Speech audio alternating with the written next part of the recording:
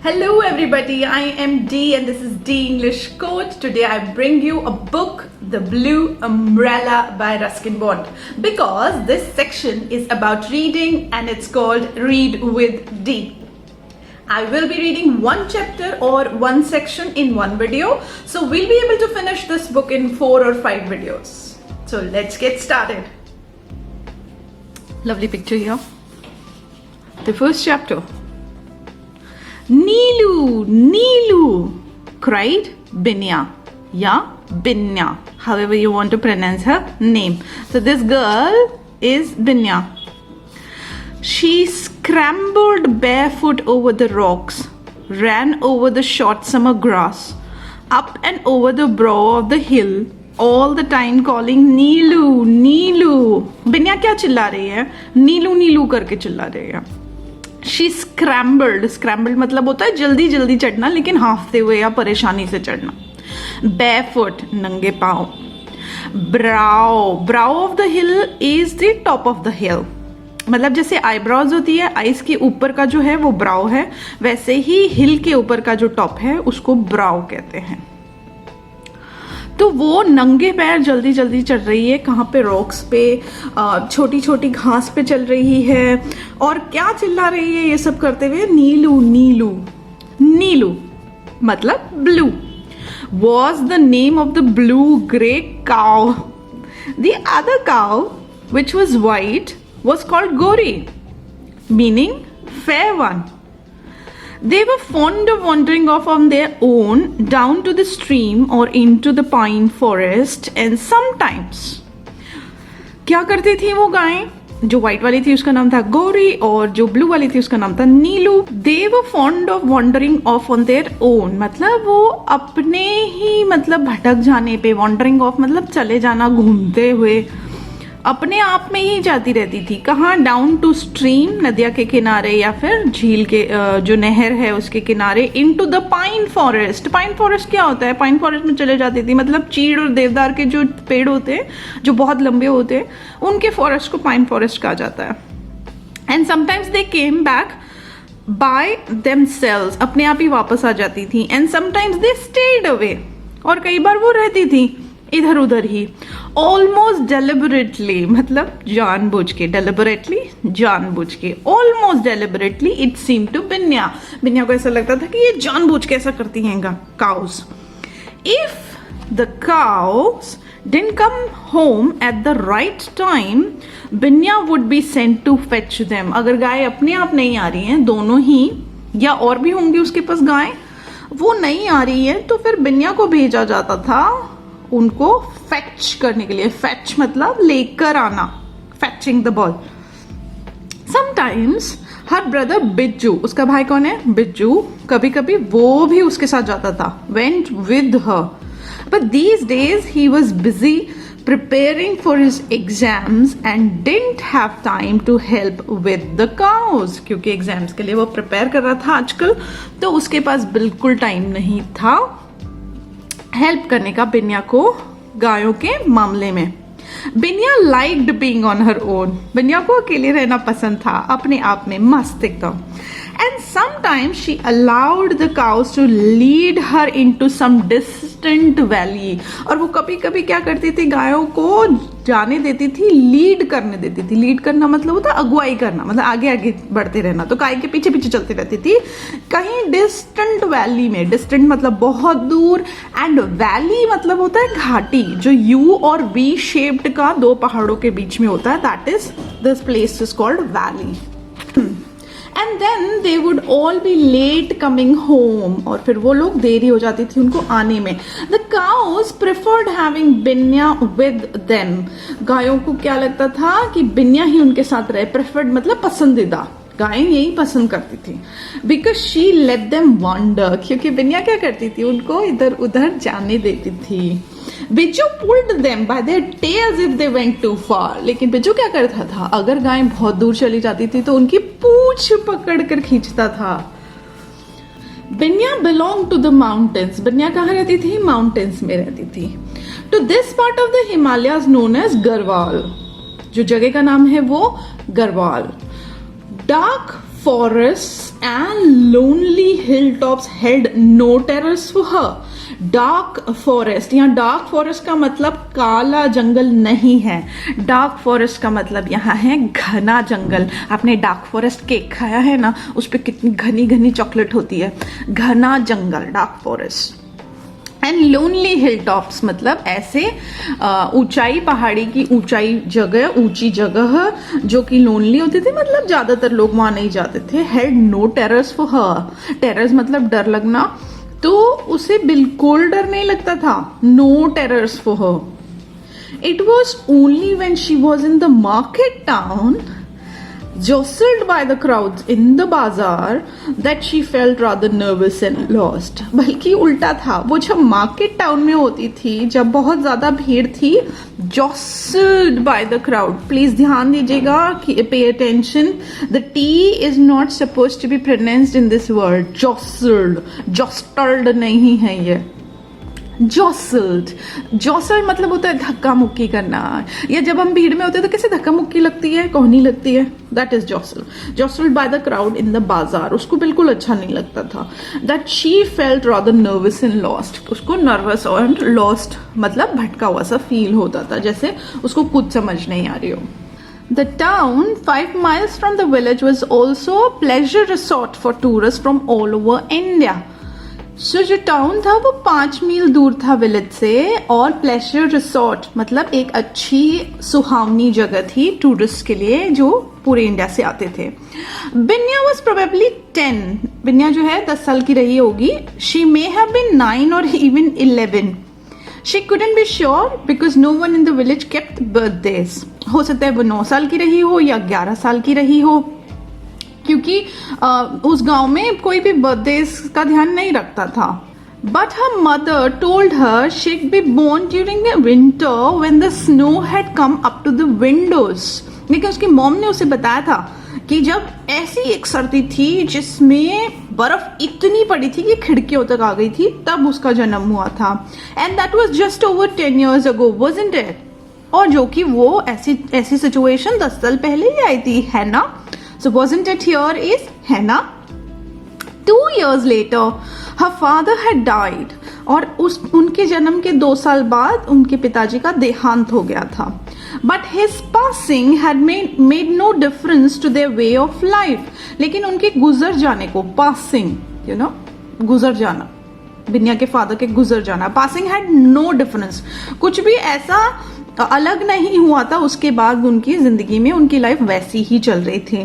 They had 3 tiny terrace fields. Tiny मतलब छोटे, 3 थे टेरेस फील्ड. टेरेस फील्ड क्या होते हैं? टेरेस का मतलब वैसे तो छत होता है, बट टेरेस फील्ड वो सीढ़ी की तरह बने हुए खेत होते हैं जो पहाड़ों में होते हैं, उनमें फार्मिंग की जाती है. They had 3 tiny terrace fields on the side of the mountain, and they grew potatoes, onions, ginger, beans, mustard and maize. ये onions है, onions नहीं है. Onions. Please pay attention to the pronunciation. Not enough to sell in the town, but enough to live on. इतना ज्यादा भी नहीं उगाते थे ये सारी चीजें कि बेच सकते हो, लेकिन उसके साथ उनका काम चल जाता था, उनका खाना पीना हो जाता था. Like most mountain girls, Binya was quite sturdy. जैसे कि सारी माउंटेन की लड़कियां होती हैं, मतलब जो पहाड़ों में रहने वाले लोग होते हैं, बिन्या भी अच्छी खासी मजबूत थी. स्टर्डी मतलब मजबूत. Fair of skin and pink cheeks and dark eyes. अच्छी गोरी थी, गुलाबी गुलाबी गाल थे, एकदम डार्क आईज थी. And her black hair tied in a pigtail. उसके काले बाल किस में बंधे हुए थे? Pig tell.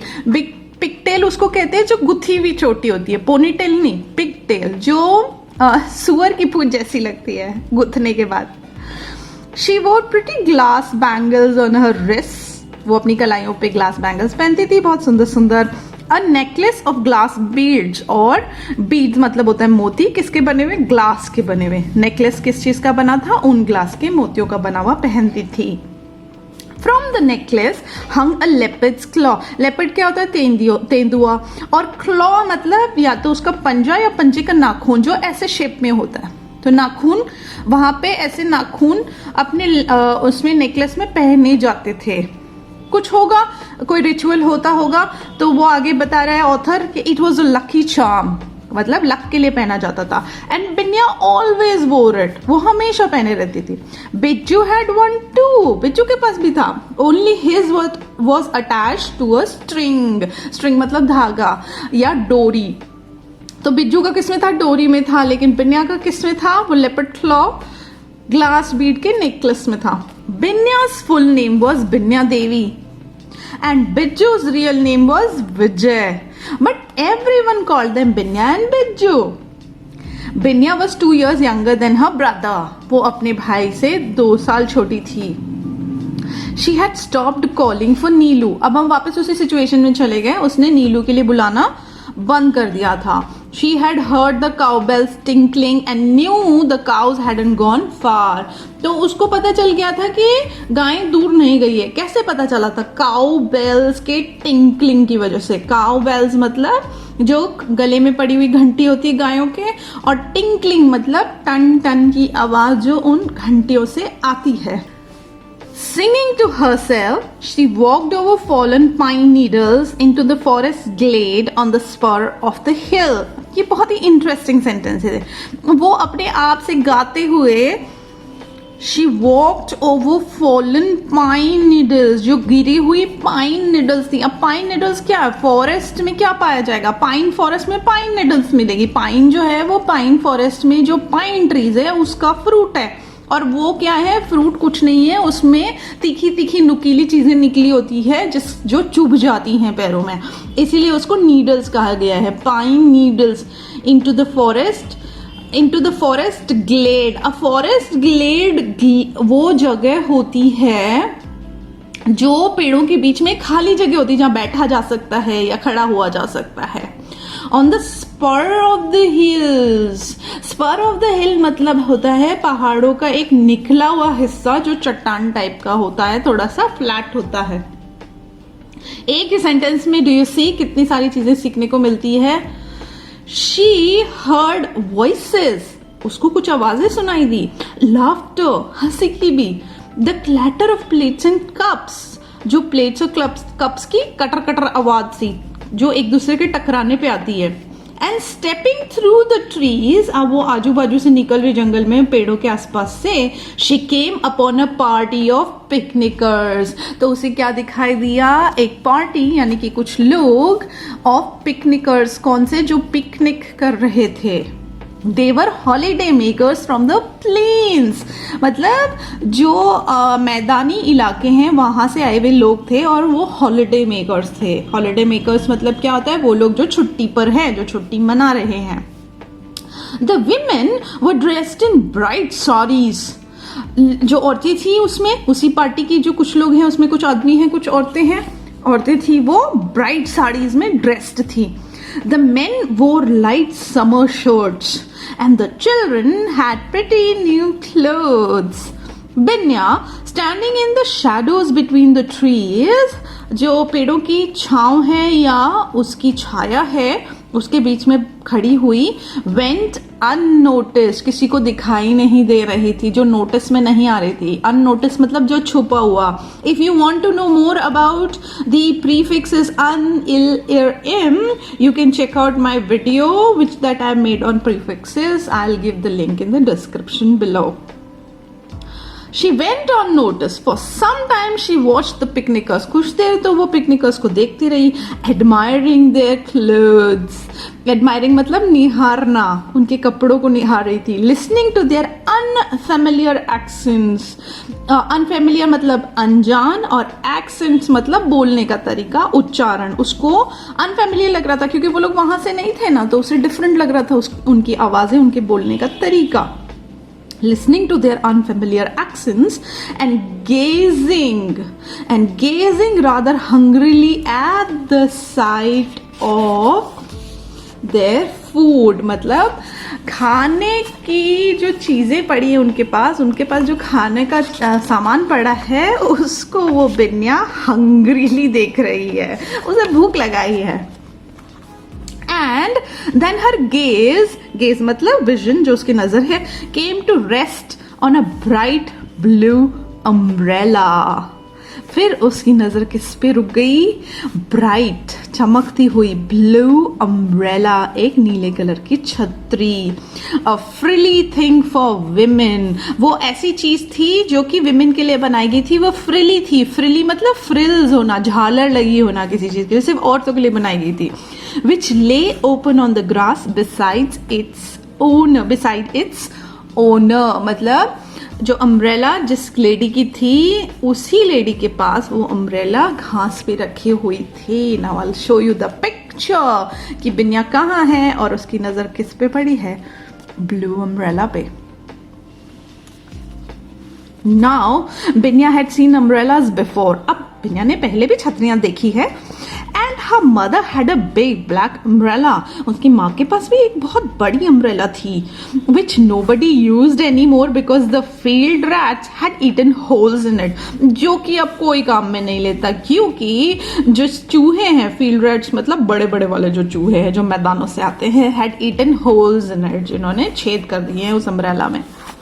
But this was the first time Binya had seen such a small, dainty, colorful umbrella. लेकिन ये पहली बार था जब बिन्या ने इतनी छोटी सी, dainty मतलब सुंदर, नाजुक और रंगीन अम्ब्रेला देखी थी। And she fell in love with it.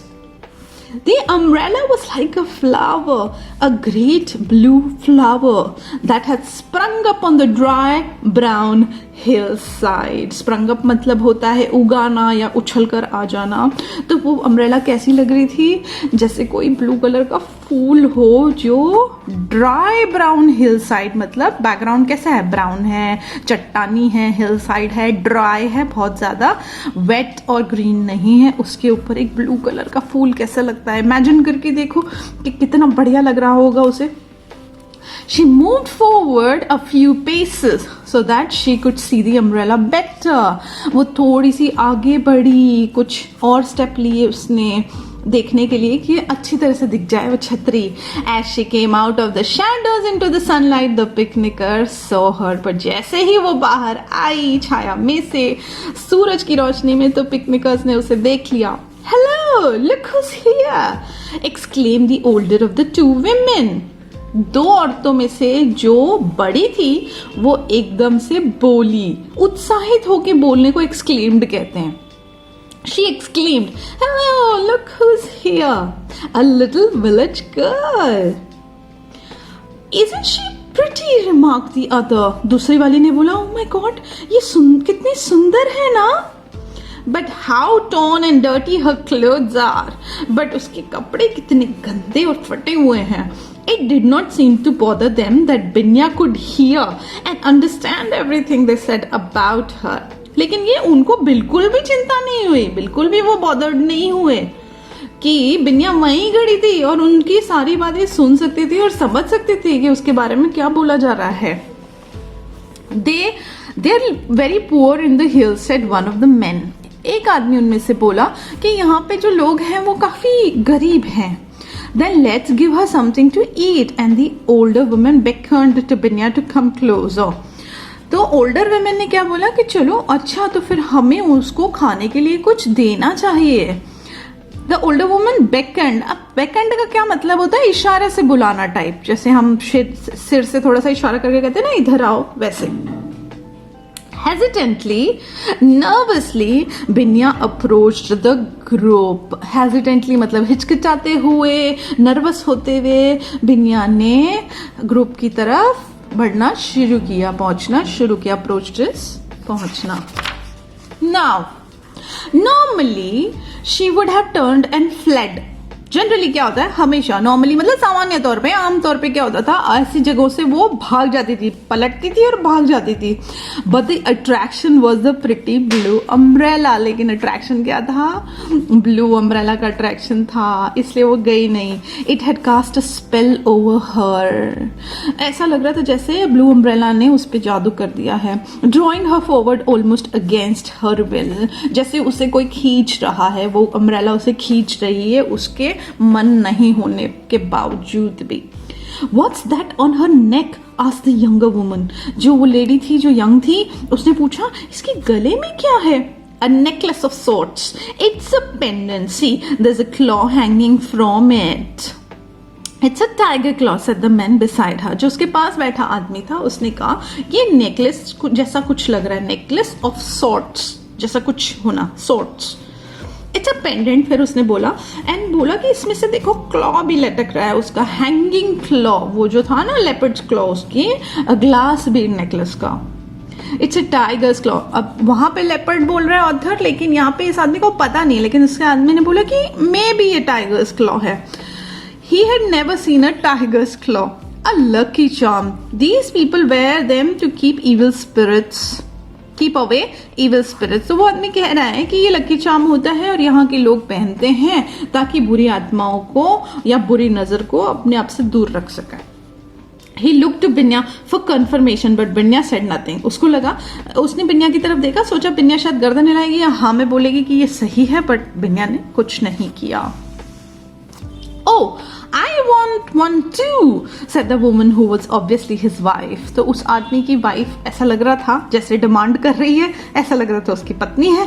Oh, I want one too. You can't get them in shops. ये बाजारों में नहीं मिलते, शॉप्स में नहीं मिलते, उस आदमी ने कहा. But hers then. तो उस लेडी ने कहा कि तू इसका लेके दे दो मुझे. Give her 2 or 3 rupees. She's sure to need the money.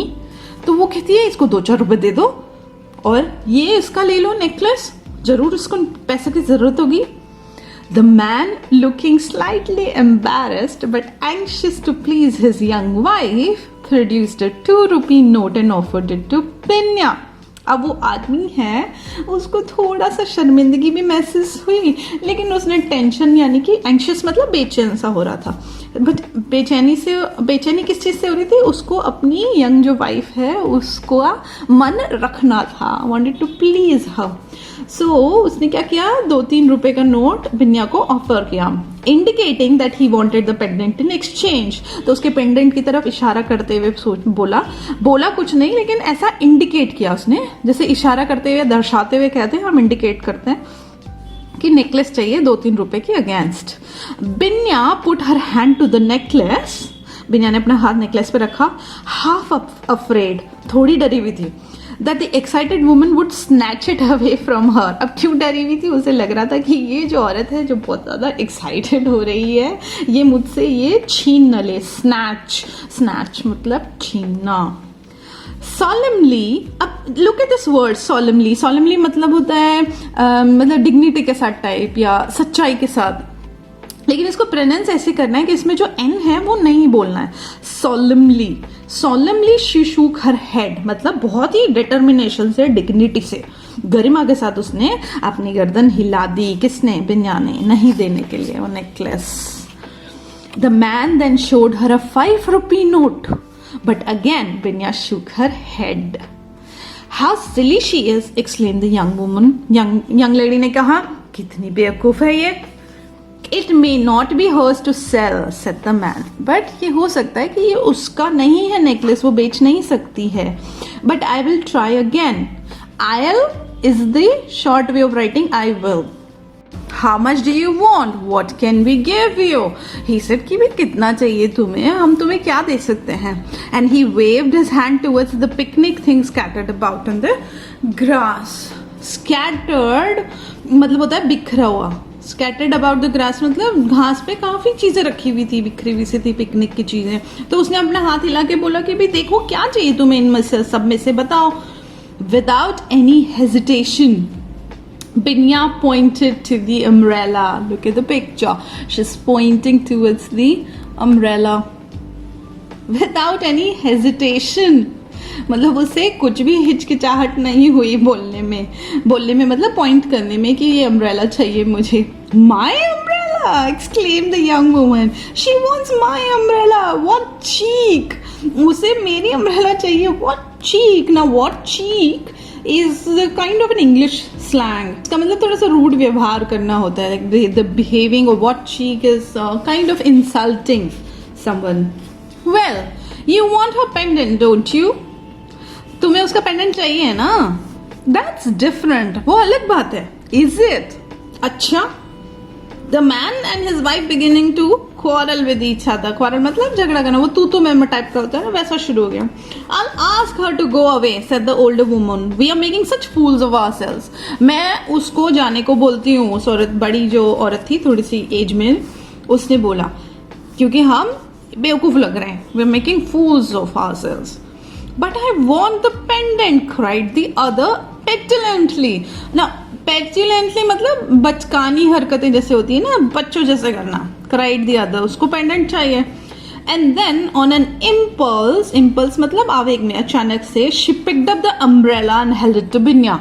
एकदम से आवेश में आके उसने फटाक से अम्ब्रेला उठाई और बिन्या को पकड़ा दी. held it out to बिन्या. take the umbrella. बिन्या removed her necklace and held it out to the young woman. उसने अपना नेकलेस रिमूव किया और यंग वुमन को पकड़ा दिया. who immediately placed it around her own neck. जिसने फटाफट अपने गले में उसे पहन लिया. then बिन्या took the umbrella and held it up. ऐसे ऊंची लेके ऐसे खड़ी हो गई. उसने पकड़ लिया अम्ब्रेला और ऐसे खड़ी हो गई. It did not look so small in her hand. In fact, it was just the right size. बहुत ज़्यादा उसके हाथ में छोटी नहीं लग रही थी, बल्कि अब देखो इनफैक्ट हम कैसे यूज़ करते हैं. इनफैक्ट जैसा वर्ड जो है हम तब यूज़ करते हैं जब हम कोई बात बोल चुके होते हैं और उसकी आगे हमें कोई और एक बात यूज़ करनी होती है, ऐड करनी होती है, उसके साथ एक फैक्ट और बताना होता है. अब ये फैक्ट है ना कि it was just the right size, मतलब अम्ब्रेला ना छोटी थी ना बड़ी थी, एग्जैक्टली राइट साइज की थी बिन्या के लिए, बिन्या की एज के हिसाब से. तो कैसे यूज़ किया. In fact it did not look so small in her hands. In fact, it was just the right size. She had forgotten about the picnickers who were busy examining the pendant. वो सब कुछ भूल गई पिकनिकर्स के बारे में जो कि पेंडेंट को एग्जामिन कर रहे थे. एग्जामिन करना मतलब जांच कर रहे थे, चेक कर रहे थे, ऐसे देख रहे थे. हम कोई नई चीज मिलती है हम कैसे देखते हैं. She turned the blue umbrella this way and that. इधर उधर घुमाई. Looked through the bright blue sky at the pulsating sun. फिर उसने आसमान की तरफ देखा जहाँ पे सूरज बहुत गजब चमक रहा था. पल्सेटिंग, वैसे तो पल्सेटिंग का मतलब होता है मतलब धड़कना, पल्स, लेकिन यहाँ मतलब है तेज या दहलाने वाला. And then still keeping it open, umbrella को खुला ही रखते हुए पलटी, टर्न्ड, पलट गई. एंड डिसअपीयर्ड, गायब हो गई. अपीयर्ड के आगे डिस एज अ प्रीफिक्स लगा हुआ है. If you want to know more about the prefixes please do check out the links in the description below. I have given for the videos that I have made on prefixes. And disappeared into the forest glade. Forest glade मैंने बताया है वो जो जगह होती है पेड़ों के बीच में जहाँ पे खड़े रहने की, चलने की जगह होती है, उसके अंदर वो गायब हो गई. So this was our first chapter, first section. There are many sections in this book and I'm going to cover one section at a time in one video. I hope you enjoyed the reading session and learned something new today. Please do let me know how can I improve these videos for you. अगर कुछ है जो मैं add कर सकती हूँ या improve कर सकती हूँ तो मुझे ज़रूर बताएं. If you are new to the channel, please subscribe and click the bell icon for the latest video update. You can find the English Coach on Insta and Facebook. Please do check out the pages and follow us there. And I will see you soon. Bye for now.